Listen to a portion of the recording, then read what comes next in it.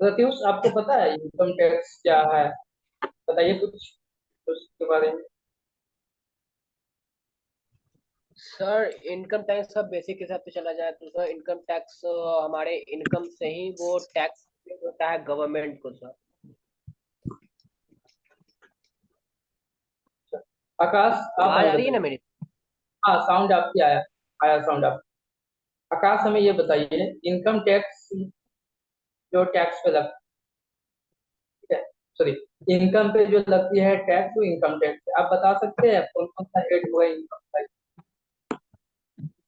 क्या sir? Income tax में income के हेड्स कौन कौन होते हैं?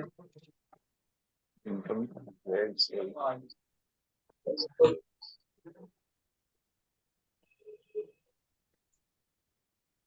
सर एक सैलरी पे लगता है और एक इनकम पे।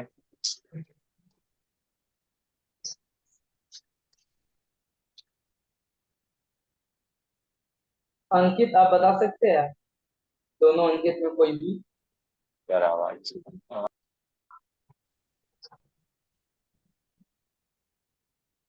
बताइए, इनकम टैक्स में इनकम के कौन कौन से हेड होते हैं?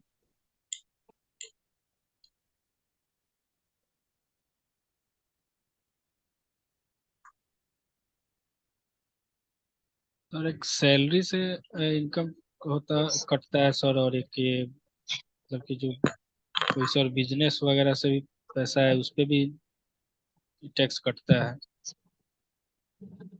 और कोई पॉलिसी विशाल, वगैरह लिए हो। विशाल, आपको पता है? विशाल, बोलो सर। वेट वेट कीजिए, मोनू पूछेंगे आप। विशाल, साउंड आपके पास क्या है मेरा? नीरज जायसवाल, हम बताएं। वेट कीजिए, आप पूछेंगे आपसे। नीरज, नीरज, आप हमें बता सकते हैं इनकम के कौन कौन से हेड होते हैं? ये पहले जो सैलरी होता है सर, उसके बाद बिजनेस होता है।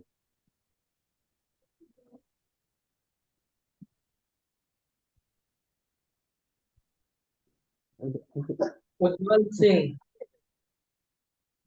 नीरज आपका साउंड नहीं आया मेरे को। उज्जवल सिंह,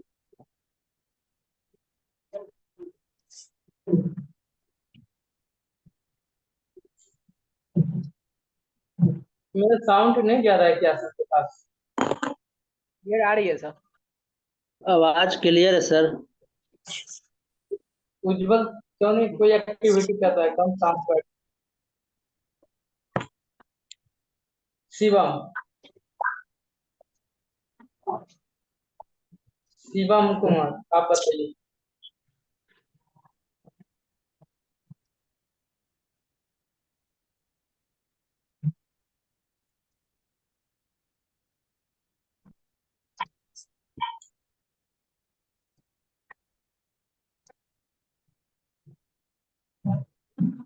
स्नेह प्रिया, आप हमें बताइए इनकम के 5 हेड्स।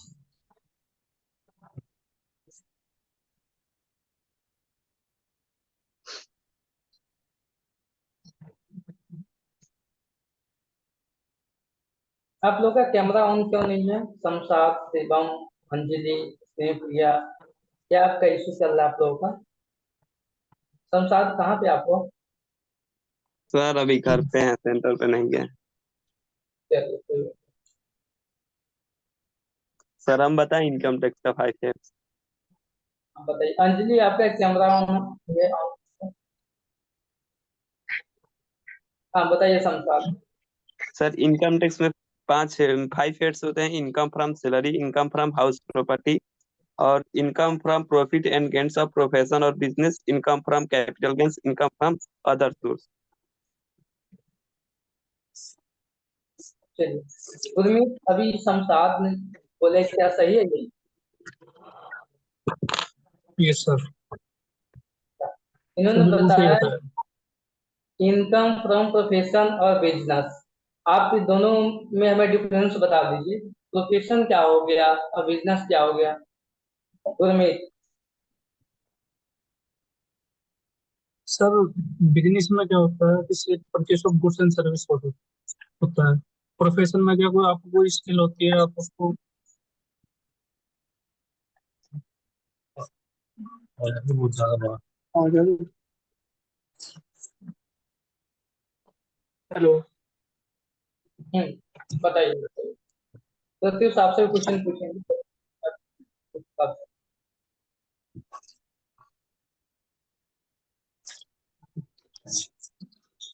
हेलो। हाँ बताइए।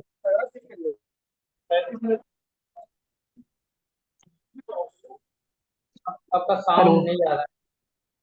सर। प्रत्युष आप बता दीजिए। ठीक है कोई नहीं। आप म्यूट कीजिए म्यूट। आपकी साउंड का इशू है। सर आवाज क्लियर नहीं आ रही है। हाँ, मेरा भी साउंड का इशू है कि आपके पास।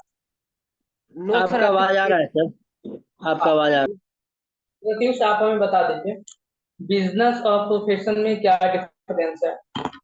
सर बिजनेस से गेन या प्रोफेशन से गेन और प्रॉफिट का मतलब हो गया सर, प्रोफेशन में हम लोग आते हैं तो जैसे सीए हो गया, सीएस हो गया, सीएमए हो गया, वो लोग जो प्रोफेशनल फीस जो लेते हैं वो हमारे लिए उस प्रोफेशनल गेन में या प्रॉफिट में आ गया। अब बिजनेस में हम लोग कुछ परचेज करते हैं या सेल किए तो उसमें जो हम लोग को जो रिटर्न में यानी पैसा मिलता है वो प्रॉफिट, उसको बिजनेस प्रॉफिट कहेंगे सर।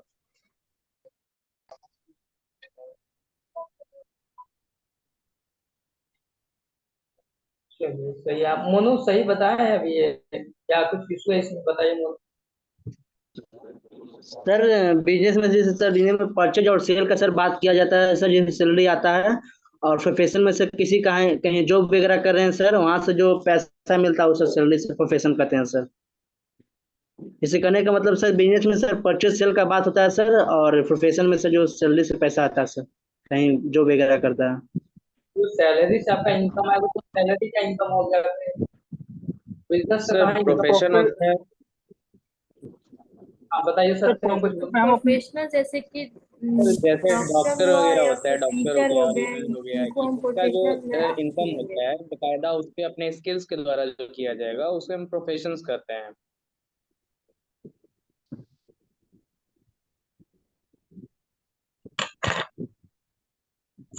सर हम कोई टेक्निकल सर्विस दे रहे हो, अपनी स्किल से मतलब कुछ काम कर रहे हो तो, और उससे हम जो फीस कलेक्ट करते हैं वो प्रोफेशन वाली इनकम में आता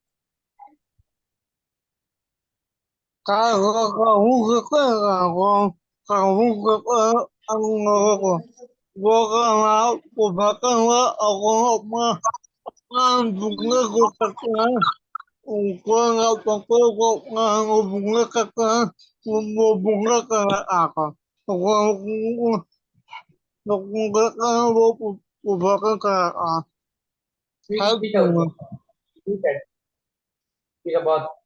चलिए, तो आज हम लोग ये पढ़ेंगे कि इनकम कोई मतलब किसी सैलरी से यदि इनकम होती है उस पे कैसे टैक्सेशन होगा, कैसे उसकी कैलकुलेशन होगी, कौन कौन से इनकम को आपको सैलरी में इंक्लूड किया जाएगा, अलाउंस को कौन से हेड पे टैक्स लगेगा, कौन से हेड को आउट ऑफ टैक्स माना जाएगा, क्रेडिट्स क्या होगा, है ना, स्टैंडर्ड डिडक्शन क्या होगा, ये सब हम लोग की इस टॉपिक में कवर की जाएगी। ठीक है, इसमें आपको बताया जाएगा। तो सबसे पहले मैंने आपसे यही पूछा कि टाइप्स ऑफ इनकम का हेड है ना, हेड कितने हैं। तो आपने बताया फाइव, फाइव हेड होता है। एक आपकी सैलरी की इनकम है।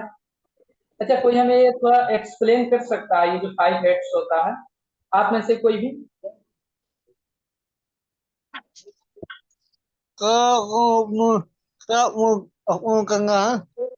एक मिनट रुक जाओ।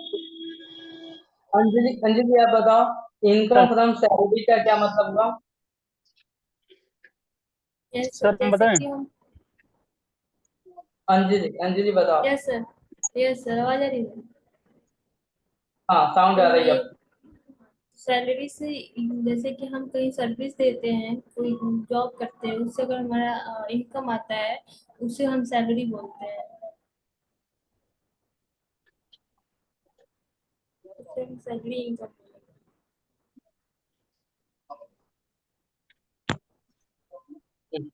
हेलो हाँ बताइए।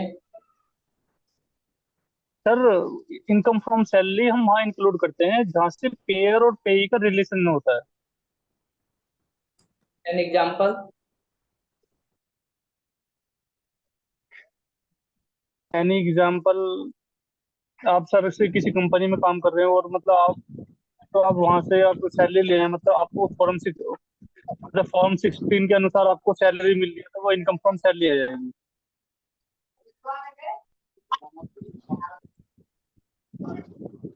Second second income from house property है, इसको थोड़ा कोई आप एक्सप्लेन करो, आप में से कोई।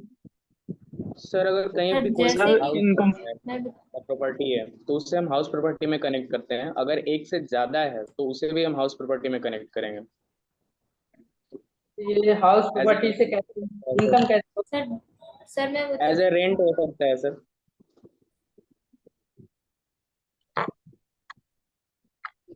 जैसे रेंट वगैरह लगा दिए तो जो इनकम आता है वो बहुत सब है।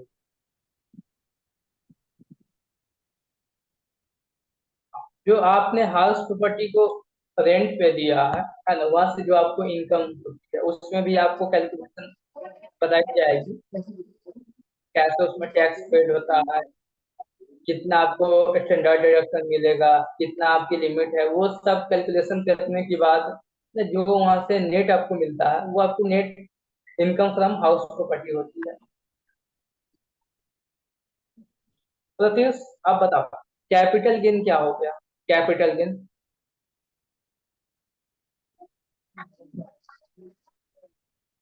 प्रत्युष थोड़ा एक्सप्लेन कीजिए आप म्यूट है, अनम्यूट हो जाइए। बाकी लोग अपने आप को म्यूट होइए, मैं सबसे क्वेश्चन पूछूंगा। Sorry sir. चलिए कोई बात नहीं। अंजलि आप बताइए, what is the capital gain in income tax. Sir जैसे कि कोई ऐसा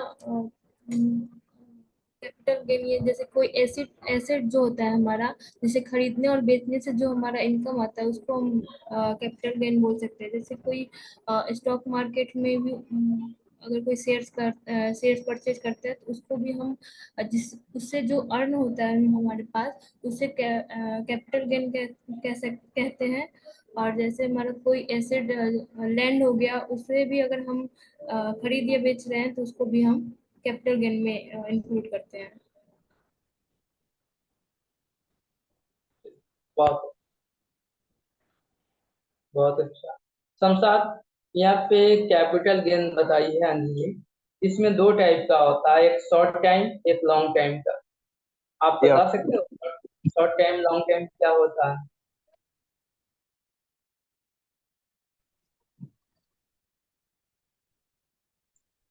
कौन बगा? सर एक लॉन्ग टर्न शॉर्ट टर्न होता है, एक मतलब 12 मंथ के मतलब नीचे होगा वो शॉर्ट टर्न हो जाएगा, और जो 36 मंथ के सर बाद हम होगा वो बताएं। लॉन्ग टर्न हो जाएगा। सत्यम सही है, अभी जो शमशाद बोले हैं।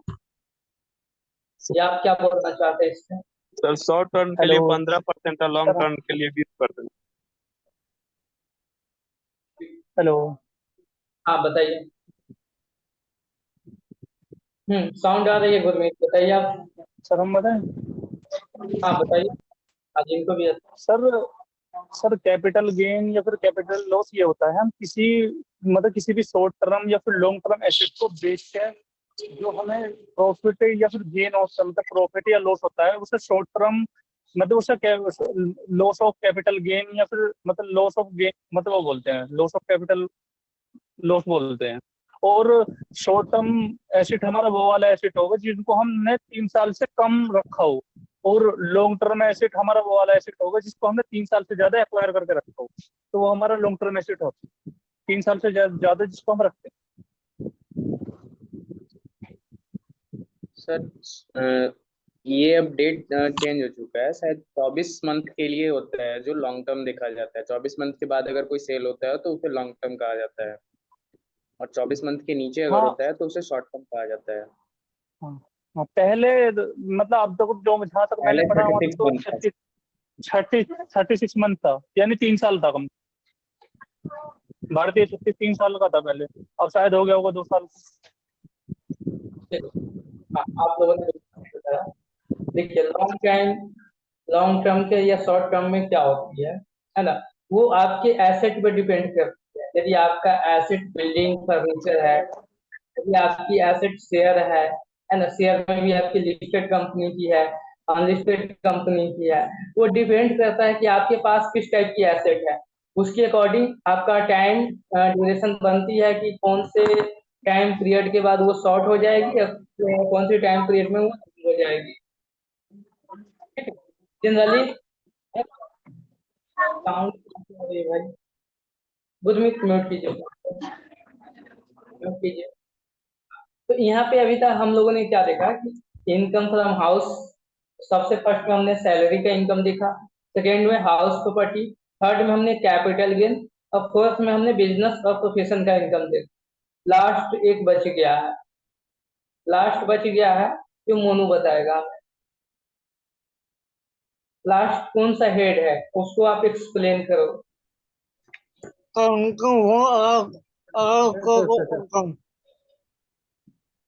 आप बताइए उज्जवल, बताइए।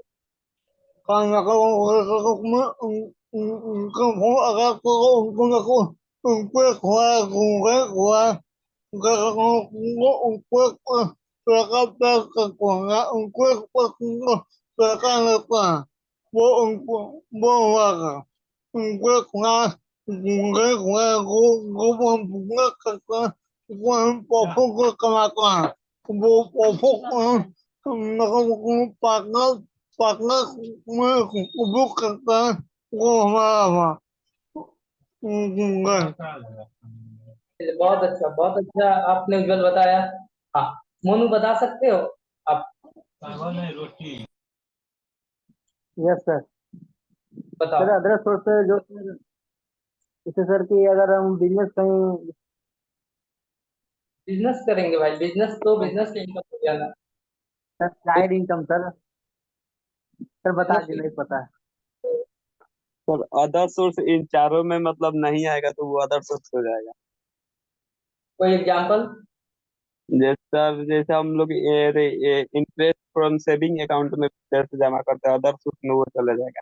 और interest from deposit bank, post office, यदि कोऑपरेटिव सोसाइटी हो जाएगा सर। और interest received on investment composition sir हो जाएगा। ये अदर सोर्स हो जाएगा सर, यही ना होगा सर? चलिए ठीक। हाँ, जो ये 4 टाइप में इनकम में इंक्लूड नहीं होगा उसको अदर इनकम मान ली जाएगी। आपका गेम से इनकम हो, कमीशन से इनकम हो, बोनस से इनकम हो, है ना, या माइनर जो है उसके इनकम आप में क्लबिंग हो जाए, है ना, ये सब क्या हो गया, अदर टाइप की इनकम हो गया। आई बात सबको समझ में आई इनकम के 5 हेड्स? इसमें मैंने ज्यादा एक्सप्लेन नहीं किया हो, है ना, बस आपने बताया। सर विश्वास से बता दिया सर प्रॉपर्टी हाउस। आपने उज्जवल आपने जो बताया सही बताया है, ठीक है। आपका इशू क्या हो रही है? सर एक बार थोड़ा ठीक, ठीक। मिसाल समझ में आया आपको? सर एक बार मिसाल थोड़ा मैं क्लियर कर बता दूंगा। Yes sir.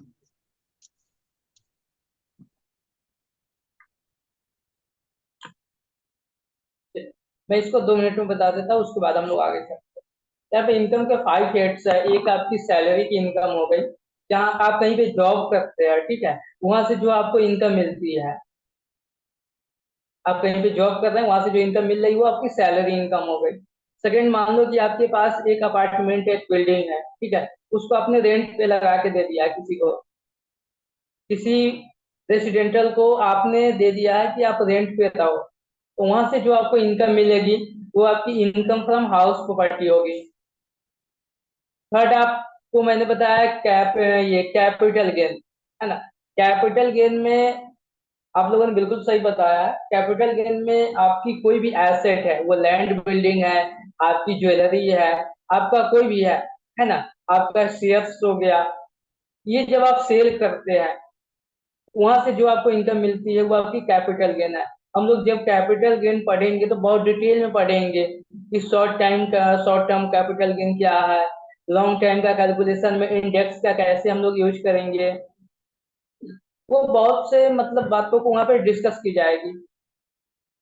उसके बाद बिजनेस एंड प्रोफेशन से जो इनकम आपको मिलती है, आप मान लो कि आपका मेडिसिन का शॉप है, वहां से आपने पूरे साल में जो सेल किया है उसमें आप एक्सपेंस माइनस करोगे, उसके बाद जो आपकी नेट इनकम होती है वो नेट इनकम आपका इनकम फ्रॉम बिजनेस का पार्ट हो गया। दूसरा एग्जांपल ले लो कि उज्जवल कोचिंग चलाता है या उज्जवल का अपना क्लिनिक है, वहां से जो इनकम मिलता है उज्जवल को, वो उसका प्रोफेशन का इनकम हो गया। और इसके अलावा और भी आपको कहीं से इनकम मिलती है, जैसे आपने गेम से पैसा जीता है, आपके बैंक में 5 लाख है ना, वहां से कुछ पैसा आपको इंटरेस्ट के रूप में मिल रही है, आपको कहीं से कमीशन मिल रही है, तो ये सब अदर टाइप की इनकम हो गया और ये अदर सोर्स में वो काउंट होगी। ठीक है, अगला हम आपसे मेरा एक क्वेश्चन है कि हम लोग टैक्स क्यों देंगे? भाई हमारा इनकम है, हम इतना मेहनत से कमाते हैं, हम गवर्नमेंट को टैक्स क्यों देंगे? क्या उसकी आवश्यकता है? कोई हमें बता सकता है हम गवर्नमेंट को टैक्स क्यों देते हैं? Yes sir. सर हम मैं ट्राई करूँ। साउंड आ रहा है? हाँ सर, मैं सर ये कह कई रहा सारा हूँ बेनिफिट लेने के लिए, जैसे लोन हो गया, ये सब में हमें कई सारा बेनिफिट मिलता है इनकम टैक्स रिटर्न को सबमिट करने पे।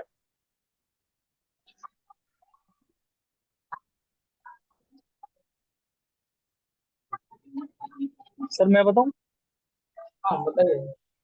सर हम इनकम टैक्स इसलिए दे रहे हैं क्योंकि सरकार ऐसा मानती है कि आप जो पैसा कमा रहे हो ना वो हमारी वजह से कमा रहे हो, क्योंकि सरकार हमको सिक्योरिटी दे रही है। अगर सेना सरहद पे खड़ी है इसलिए हम बिजनेस कर पा रहे हैं। सरकार ने हमको इंफ्रास्ट्रक्चर बना के दिया है, इसी वजह से हम पैसा कमा पा रहे हैं। रोड्स बना के दिए हैं हमारे लिए, पुलिस स्टेशन है और हॉस्पिटल है, मतलब सारी चीज वो सब हमारे लिए, मतलब वो सरकार ने हमारे लिए डेवलप करा है इंफ्रास्ट्रक्चर। इसलिए कहती है सरकार हमको तुम टैक्स दो, इसलिए सरकार टैक्स ले रही है। आई बात समझ में सबको? प्रत्युष समझ गए? अंकित, राज पटेल, यस सर। सत्यम, आकाश,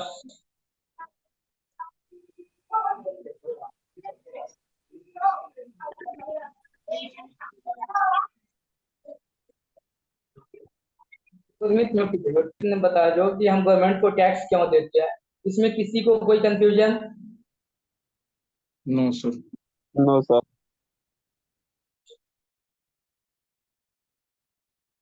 जब टैक्स देने की बात हो गई है ना, उसके बाद मैं एक और पॉइंट को डिस्कस करूंगा, उसके बाद अपने टॉपिक पे जाएंगे। ये जो इनकम टैक्स है ये किस टाइप का टैक्स है? Sir direct tax. Direct tax है सर। डायरेक्ट टैक्स है सर, डायरेक्ट टैक्स है।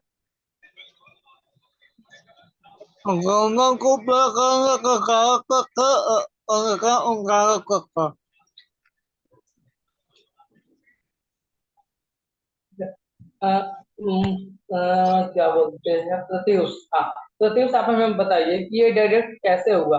हम बोलते हैं इनकम टैक्स इनडायरेक्ट टैक्स है, तो आप कैसे एक्सप्लेन करोगे आप? Sir income tax direct tax इसीलिए हुआ, वो डायरेक्टली इनकम से सर टैक्स डिडक्ट होके गवर्नमेंट को पे हो रहा है सर। और इनडायरेक्ट सर अगर एक्सप्लेन करना चाहें तो इनडायरेक्ट हो गया जो अदर इनकम से जो टैक्स डिडक्ट होता है, मीन गुड्स हो गया, या और अदर से जो टैक्स डिडक्ट होता है, मीन जीएसटी। जीएसटी सर वो आ जाएगा इनडायरेक्ट टैक्स में सर, जो कि डायरेक्ट इनकम से ना होकर दूसरे सोर्स से वो टैक्स डिडक्ट हो सर। आपने सर हम एग्जाम्पल बताएं। बट है ना, मेथड तो आपने थोड़ा सा मिस्टेक किया। हाँ सत्यम। सर डायरेक्ट टैक्स वो होता है जिसपे हम डायरेक्ट पे करते हैं सरकार को डायरेक्टली, और इनडायरेक्ट वो होता है जिसमें हम किसी थर्ड पार्टी के द्वारा सरकार को पेमेंट करते हैं।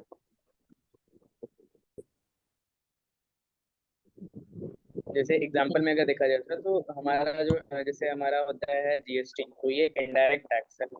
और इनकम टैक्स जो आईटीआर फाइल करते हैं वो हमारा डायरेक्ट टैक्स है।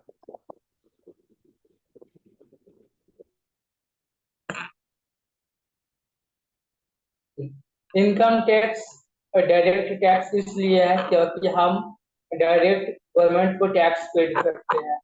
हम अपना पैन लॉगिन करके आईटीआर फाइल करते हैं, कोई भी टैक्स की लायबिलिटी बनती है तो हम खुद से पेमेंट करते हैं।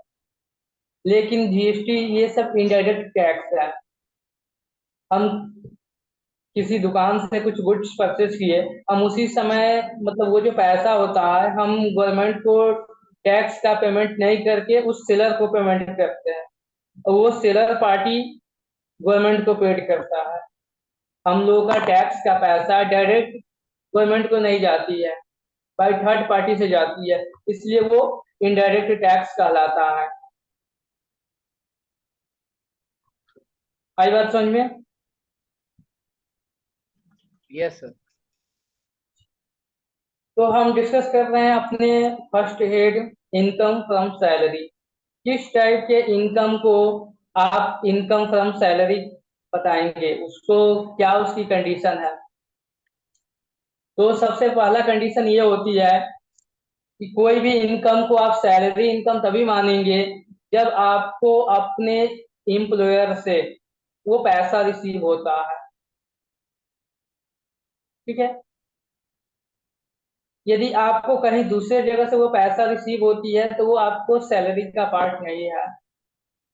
तो मैं आपको वो दिखाना चाहता हूँ।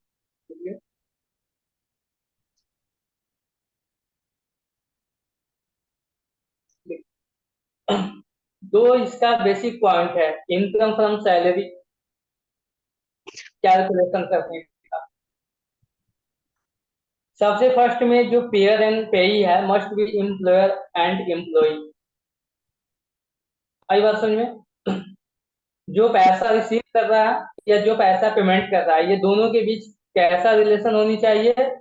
एम्प्लॉयर एम्प्लॉय का।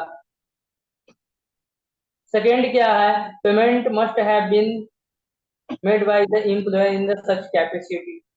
कैपेसिटी के बिहाफ में जो पेमेंट किया जाएगा वही सैलरी मानी जाएगी, इनकम फ्रॉम सैलरी। इसको मैं एक एग्जांपल से समझाता हूँ।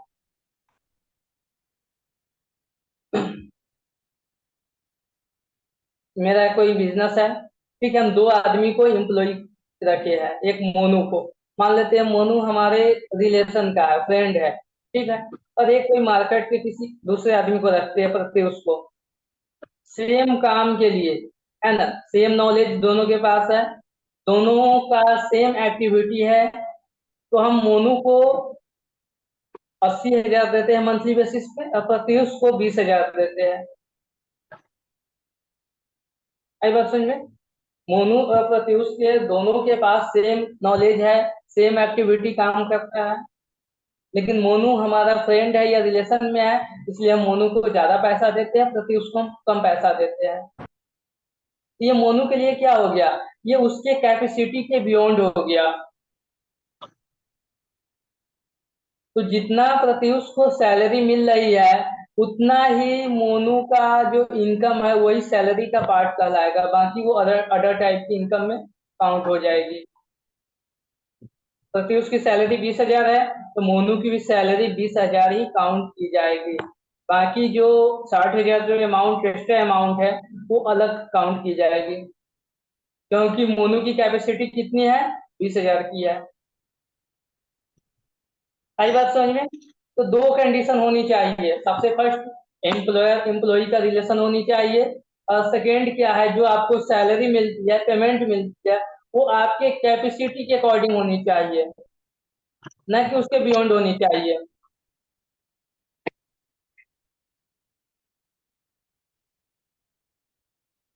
इसमें किसी को कोई confusion? No sir. No sir. चलिए मैं एक एग्जांपल लेता हूँ। मैं बिजनेस चलाता हूँ, ठीक है। हमने अंजलि को एज ए एजेंट रखे हुए हैं कि आप जितना सेल करोगे उतना हम आपको कमीशन देंगे। ठीक है। क्या ये इनकम अंजलि के लिए सैलरी का पार्ट होगा या नहीं होगा?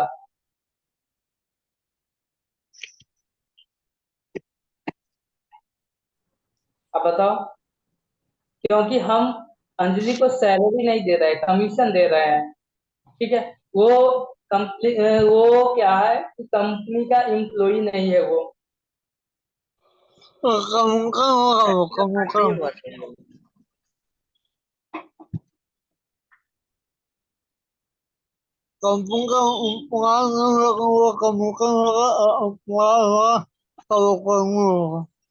हाँ, जो कंपनी का एम्प्लॉय होगा उसी के लिए वो इनकम फ्रॉम सैलरी का पार्ट होगा।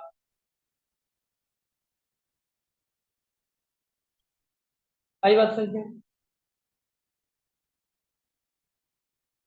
कोई डायरेक्टर का शूटिंग भी है, मैंने आपको कंपनी में पढ़ाया होगा तो आपने उस समय देखा होगा कि डायरेक्टर्स को, जो डायरेक्टर होते हैं, है ना, इंडिपेंडेंट डायरेक्टर, उनको सैलरी नहीं मिलती है, शूटिंग फी मिलती है।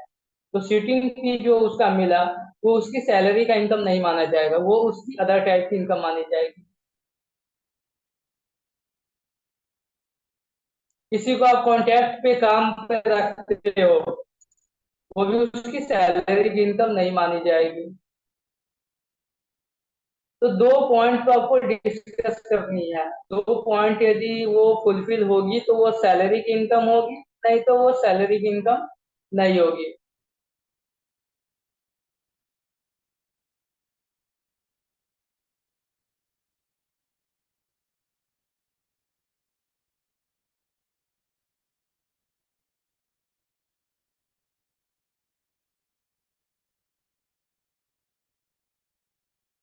और सैलरी की इनकम में क्या क्या होता है मैं आपको ये एक साथ दिखा देता हूँ। ठीक है। ये चार्ट आपको दिख रहा है सबको? चार्ट आपको, हाँ, ये चार्ट दिख रही होगी। Yes sir. ये जितने भी आपको भी इनकम दिख रहा है यहाँ पे, ये सबके सब सैलरी का इनकम में कैलकुलेशन होगी, सैलरी की इनकम में काउंट होगी। अब यहाँ तक नीचे तक आप देखो, यदि आप यहाँ पे एक एक पॉइंट को इसको आप सही से समझ लिए तो आपका सैलरी वाली जो चैप्टर है वो कंप्लीट हो जाएगी। मैं इसी पे डिस्कस करूंगा अभी। सबसे फर्स्ट में आप क्या देखे हैं? Basic salary. बेसिक सैलरी क्या होता है, कोई बता सकते हो?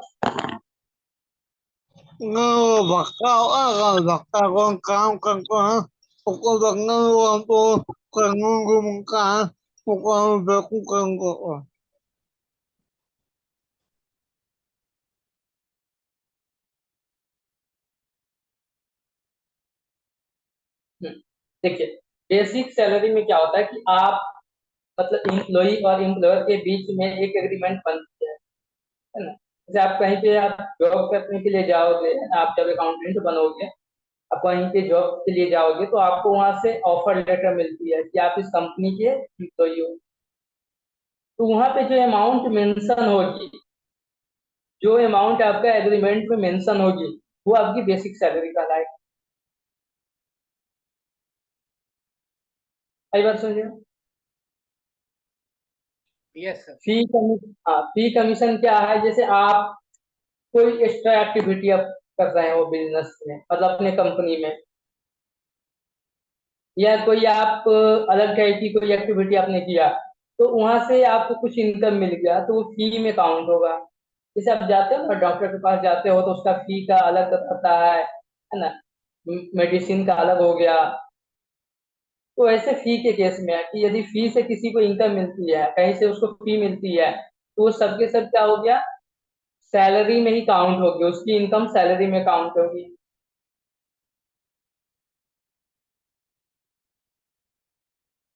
ठीक है। उसके बाद कमीशन का पार्ट हो गया ये। कोई इम्प्लॉई है, ठीक है, आप उसको सैलरी भी देते हो और साथ में कभी कभी उसको आप कमीशन भी दे देते हो। जैसे एक होता है ना टारगेट बेस पे, जैसे मैंने बोला कि उज्जवल आप 10 क्लाइंट का आप एंट्री पास करो, है ना, 10 क्लाइंट का आप यदि एक दिन में 10 क्लाइंट का डाटा का एंट्री आप पास करोगे तो हम एक्स्ट्रा आपको पैसा देंगे, 2,000 या 5,000 एक्स्ट्रा हम आपको देंगे। तो ये जो एक्स्ट्रा अमाउंट जो मिला काम के बदले में, टारगेट पूरा करने के बदले में, वो उसका कमीशन निकल आएगा। या आपने किसी पर्सन को सेल्स टीम में रखे हैं, ठीक है, प्रत्युष का बिजनेस है, वो मोनू को सेल्स टीम में रखा है, उसके प्रोडक्ट को सेल कर रहे हैं। अब बोला जाता है कि आप 10 प्रोडक्ट सेल करोगे तो आपको हम एक्स्ट्रा पैसा देंगे, सैलरी तो आपकी है ही, साथ में अलग से पैसा देंगे। तो जो आपने अलग से पैसा दिया वही कमीशन का आता है। आई बात समझ में? बेसिक सैलरी, फी, कमीशन।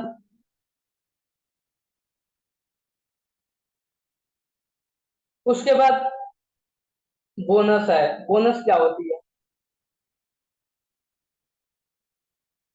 बताओ, आपने बोनस का नाम सुना होगा?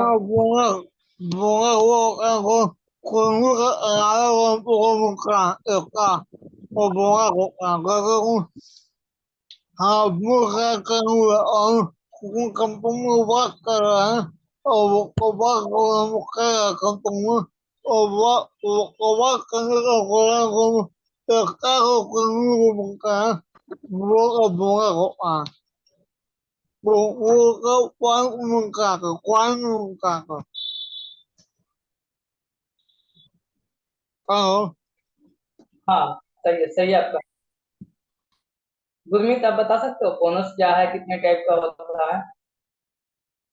ये जो भी चीज हम लोग पढ़ रहे बताइए। सर बोनस जो मतलब सैलरी से जो एक्स्ट्रा अमाउंट मिलता है वो बोनस कहलाता है। बोनस बोनस किसी भी तरीके से दिया जा सकता है, जैसे आप बोनस के रूप में आप कंपनी की शेयर दे दो किसी एम्प्लॉय को, और जैसे दिवाली बोनस हो गया, इस तरीके से हम पैसे भी दे सकते हैं, या फिर बस इतना ही पता है सर।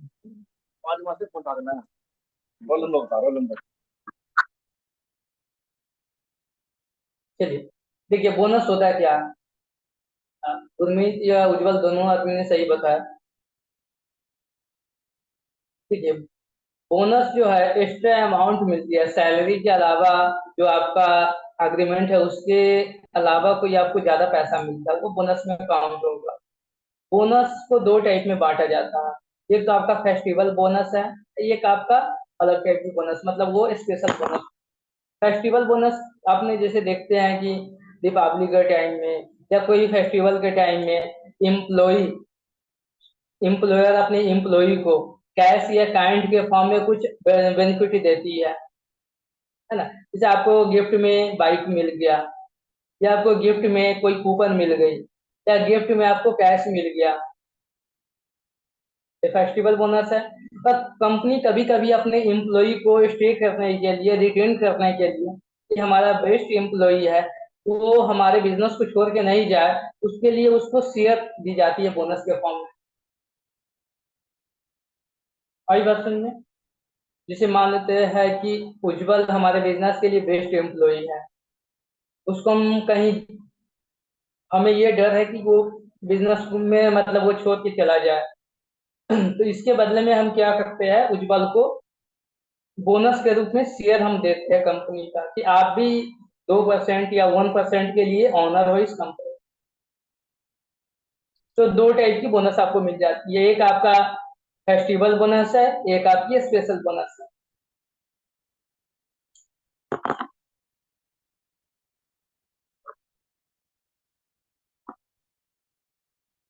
ये समझ में आता है ये बात, या बाउंस कर रहा है? किसी को कोई कंफ्यूजन आपको चैट बॉक्स में डालते रहिए। उसके बाद ग्रेचुइटी का अमाउंट है। ग्रेचुइटी होता क्या है? ये बेसिकली रिटायरमेंट का प्लान है, रिटायरमेंट बेसिस है, ठीक है। इसमें इसका कैलकुलेशन में मैं आपको बताऊंगा कि इसका कैलकुलेशन कैसे होता है, कितना ग्रेचुइटी इनकम को आपको टैक्स एग्जेम्प्ट हो जाएगी, कितना पे टैक्स लगेगा। इसको अलग अलग टाइप में बांटी गई है। तो ग्रेचुइटी इनकम आप बेसिकली मान लो कि ये रिटायरमेंट प्लान है, किसी एम्प्लॉय के फ्यूचर एक्टिविटी के लिए इसे पैसा सेव किया। इसमें आगे आपको बताया जाएगा कि आप ग्रेच्युटी अमाउंट यदि आप सर्विस के टाइम में निकालते हो या आफ्टर सर्विस के टाइम में निकालते हो या एम्प्लॉय के डेथ होने के बाद वहां से पैसा निकलता है तो कब कितना परसेंटेज टैक्सेबल होगा, कितना एग्जम्प्ट होगा। ठीक है, अभी आप केवल इतना समझो कि ये रिटायरमेंट प्लान है किसी भी एम्प्लॉय के लिए। लीव इनकैशमेंट क्या होता है?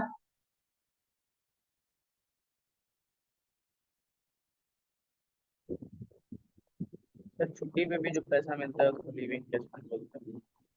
क्या बताए फिर से बोलिए, साउंड ऑफ नहीं आ रहा है। सर छुट्टी पे भी जो पैसा मिलता है उसको लीव इनकेशमेंट बोलते हैं। इस चीज से रिलेटिव है। हाँ, एक आपका पेड लीव होता है, ठीक है, पेड लीव जैसा ही है। जैसे आप, मैं इसको एग्जांपल से समझाना चाहता हूँ, ज्यादा समझ में आ जाएगा। सर लीव का मतलब सर कहीं ऑफिस में सर प्रेजेंट नहीं है सर, तब पर उसको सर पैसा मिल रहा है सर, वही लीव हो गया उसका मतलब। नहीं नहीं, मैं बता देता हूँ। मान लेते हैं सत्यम का कोई बिजनेस है, ठीक है, मोनू है एम्प्लॉई है।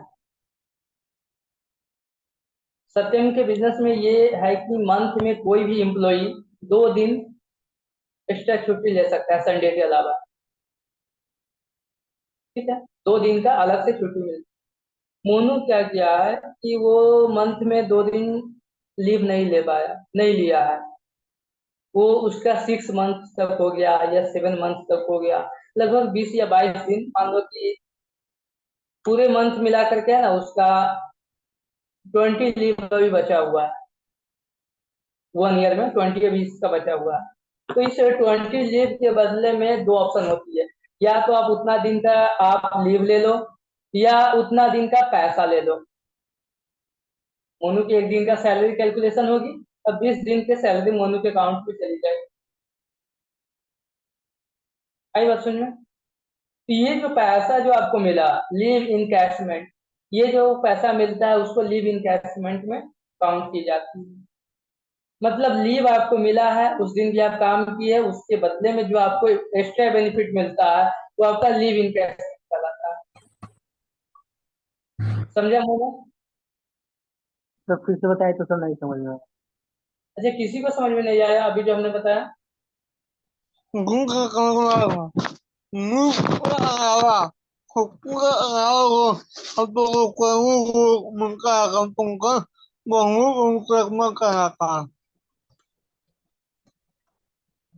देखो, मैं फिर से, हाँ, मुझे बात समझ गई। ठीक है, इसे मोनू जो कहीं पे जॉब कर रहा है, ठीक है, वहां पे 2 दिन का उसका लीव है, मंथ में 2 दिन का। बट मोनू लीव नहीं ले पा रहा है, लीव के दिन भी मोनू काम कर रहा है। ये तो कंपनी के लिए बेनिफिट है। यदि मोनू चाहता तो 2 दिन लीव ले लेता। तो लीव के बदले में जो पैसा एक्स्ट्रा मिलता है वो लीव इनकैशमेंट कहलाता है। अब समझ गया ना? ये सर समझ गए।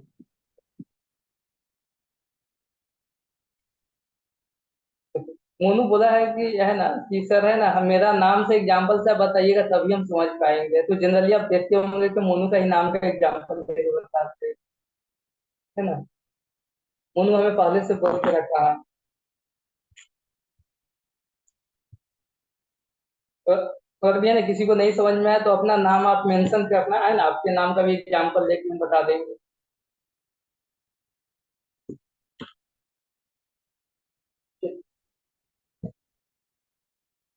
तो उसके बाद पेंशन। पेंशन तो सबको पता है ना, दादा दादी वाला केस हो गया। पेंशन सबको मिलता है।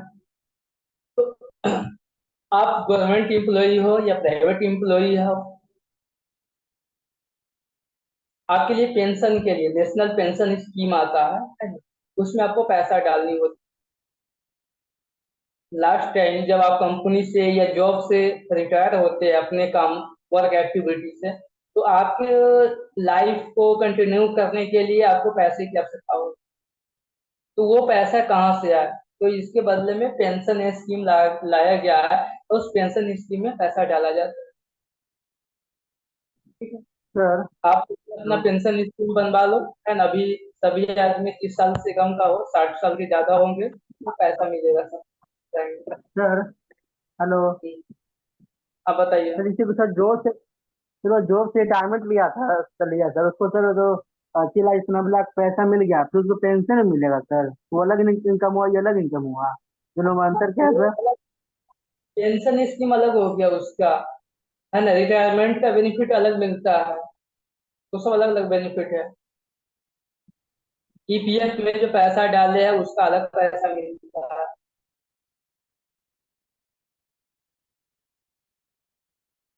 ठीक है।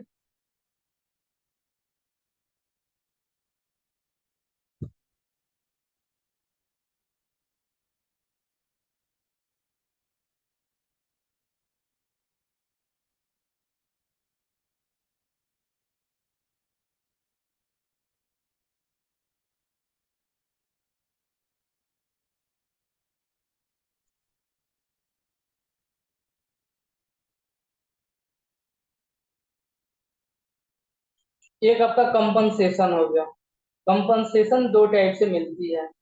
एक तो आप कहीं कोई जॉब आप कर रहे हो, ठीक है, वहां से आपको मूव किया जाएगा, है ना। आप अच्छे काम कर रहे हो, तभी आपको यदि मूव किया जाएगा, उस केस में आपको कंपनसेशन मिलती है। दूसरा कंडीशन ये होती है कि आपका टाइम पीरियड एंड हो गया, आप जितना दिन के लिए वहां पे जॉब के लिए हो वो टाइम आपकी एंड हो गई, उसके बाद आपको कंपनसेशन मिलता है। जैसे आपने सुना होगा कि ट्विटर का जो सीईओ था, है ना, उन अग्रवाल करके, है ना, पराग अग्रवाल, उसको हटा दिया गया, न्यूज में आया, तो उसको कंपनसेशन मिला। या आप किसी कंपनी में बड़े लेवल पे हो, है ना, आपको वहां से हटा दी जाएगी, या किसी कारण से आप वहां से मूव हो गए, तो कंपनी वाले आपको कंपनसेशन देंगे। कि कंपनसेशन होता आप क्या है? यदि बता रहे हैं जॉब आप छोड़ रहे हैं, जॉब पे आप होते तो आपको सैलरी से इनकम आती, ठीक है, बट अब जॉब से हट गए तो आपके पास कोई इनकम नहीं होगा। इस इनकम को सेट करने के लिए, ठीक है, उसके बदला में कुछ बेनिफिट आपको दिया जाता है, ये कंपनसेशन कहलाता है। समझे या नहीं समझे? आवाज कट गया था सर, बोले यस सर सर। फिर से एक बार। हाँ, प्रत्युष आप हमें बता दीजिए अभी कंपनसेशन जो हम बताया। सर कंपनसेशन आपने बताया, जो कोई भी हाई पोस्ट पे जो रहता है किसी कंपनी में, उसको बाय द वे किसी भी कारण हटा दिया जाता है, उसको जो कंपनसेशन मिलता है वही सारी compensation receive under voluntary scheme में आता है सर। कंपनसेशन मतलब जो इनकम, जो एम्प्लॉयर को, कोई कंपनी का कोई भी एम्प्लॉय या हाई लेवल पोस्ट पे हो, कुछ सैलरी मिल रहा है इनकम के तौर पर, वही कंपनसेशन उसके लिए वो इनकम सर हो जाता है सर। समझे या अभी भी कंफ्यूजन? समझ गया सर। तो कंपनसेशन दो टाइप की हो गई, एक एंड ऑफ द सर्विस, एक with in the service. Service में आप हो तभी कंपनसेशन, मतलब जब सर्विस में हो, आप खुद से रिटायर नहीं हो हुए हो, आपको हटा दी गई है, उस केस में कंपनसेशन मिलेगा। दूसरा क्या है, आपका एज खत्म हो गई है ना, जो सर्विस टाइम में बताया गया था, तो उसके बाद जो आपको एक्स्ट्रा बेनिफिट मिलता है वो भी कंपनसेशन का पार्ट है। तो ये सब के सब इनकम कौन से हेड में कैलकुलेशन होगी? सैलरी के हेड में। आपका बेसिक सैलरी हो, फी हो, कमीशन है, बोनस है, ग्रेच्युटी है है ना, रिटायरमेंट हो गया, है ना, लीव कैशमेंट हो गया, ये सब के सब सैलरी के हेड में काउंट होगी। मैं एक और टॉपिक को देख लेता हूँ, क्योंकि आप लोगों का क्लास भी एक्टिवेट हो चुके हैं, ज्यादा आपका टाइम नहीं। हम यहाँ पे अलाउंस बता देते हैं। मुझे किसी को पता है अलाउंस और पर क्रेडिट्स में क्या डिफरेंस होता है? अलाउंस क्या होता है, पर क्रेडिट्स क्या होता है? Yes sir. आप में से सर कोई भी, हाँ अलाउंस, बताइए।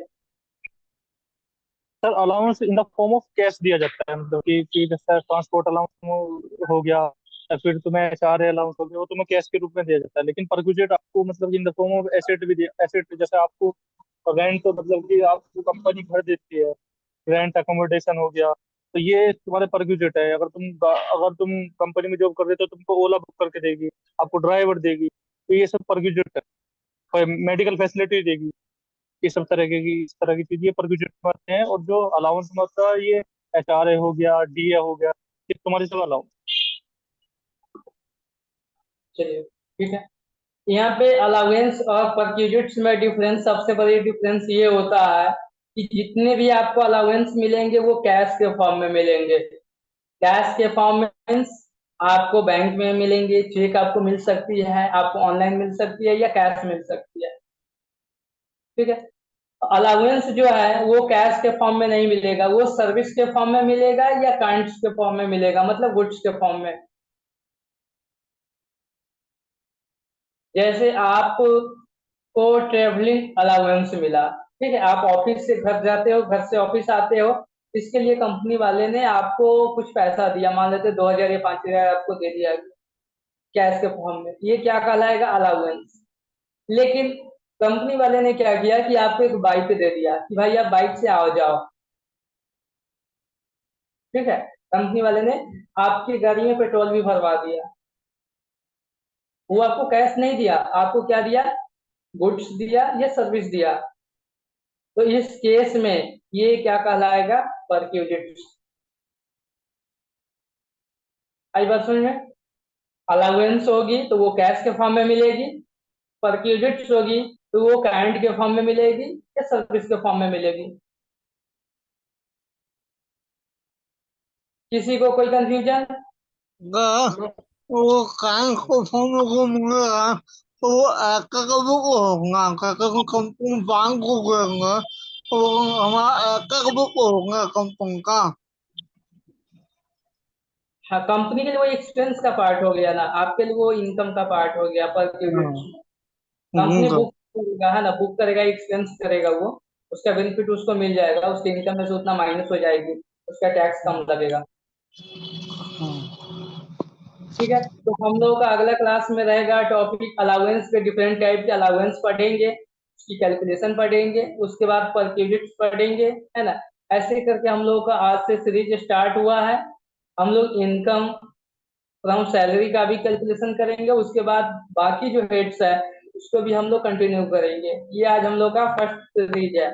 जब भी आप लोग की क्लास हो आप मिस मत करना, और जो भी बताया गया है आप अपने नोटबुक बना ले, वहां पे आप उसको सही से बताना। ठीक है, तो अभी के लिए हम लोग इतना ही रखते हैं, फिर हम लोग मिलेंगे अगले दिन।